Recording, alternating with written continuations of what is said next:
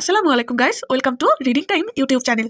তো আমরা যারা ঢাবি বি ইউনিটের ভর্তি যোদ্ধা আছি, ইতিমধ্যে আমরা জেনে গেছি ঢাবি বি ইউনিটের ভর্তি পরীক্ষা অনুষ্ঠিত হবে 25 জানুয়ারি 2025 সালে। তো হাতে কিন্তু আর মাত্র 1 মাস সময় আছে।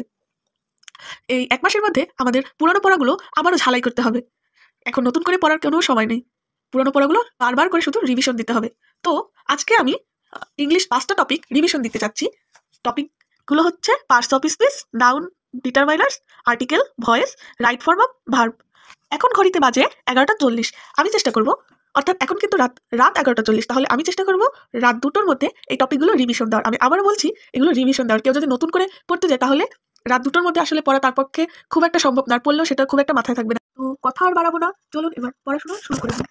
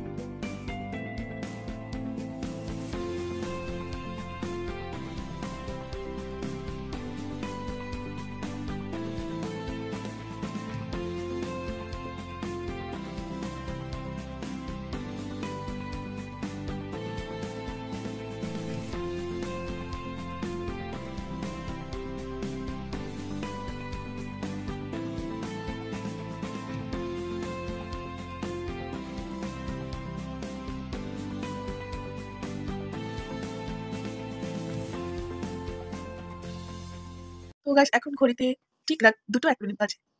তো আজকে আমার 5টা টপিক পড়ে শেষ করার কথা ছিল, কিন্তু আনফর্চুনেটলি আমি আমার টার্গেট ফিল আপ করতে পারিনি। আমার 5টি টপিক শেষ করার কথা ছিল, আমি 3টা টপিক শেষ করতে পেরেছি।